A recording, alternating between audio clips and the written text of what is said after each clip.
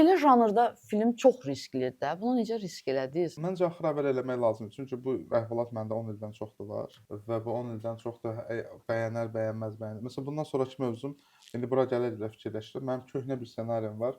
Azərbaycanda porno çəkmək istəyən adamlar haqqındadır. Və ssenariyin adı da belədir: Leykaçılar, porno film və bir neçə yazıq adam. Və indi onu fikirləşirdim, onu da cəsarət eləmirdim uzun müddətdə. Amma deyirəm bəlkə eləyim. Görəsən biz çəksək necə olar? Mən sırf orada yəni həmin prosesin özünü yox, onun arxasında baş verən, ona olan reaksiyalardan çəkmək istəyirəm. Bilmirəm, hələ ki. Bunun nəticəsinə görə davranacaqsan. Tamam ayrı janrlardan onsuz da, amma yəni o da məsəl üçün neçə bu ssenaridə neçə vaxtlar istədiyim, amma risk eləmədiyim, o ssenaridə elədi. Yəni bir ölməkdə olan adamın son arzusu pornoya çəkilməkdir və bir qrup insan yığışır. Bunun aktrisasını tapmaq var, bunun maliyyəsini tapmaq var, buna üçün yer lazımdır və s. bu cür belə bir kino adamlarının başına gələn problemlərlə dolu bir əhvalat.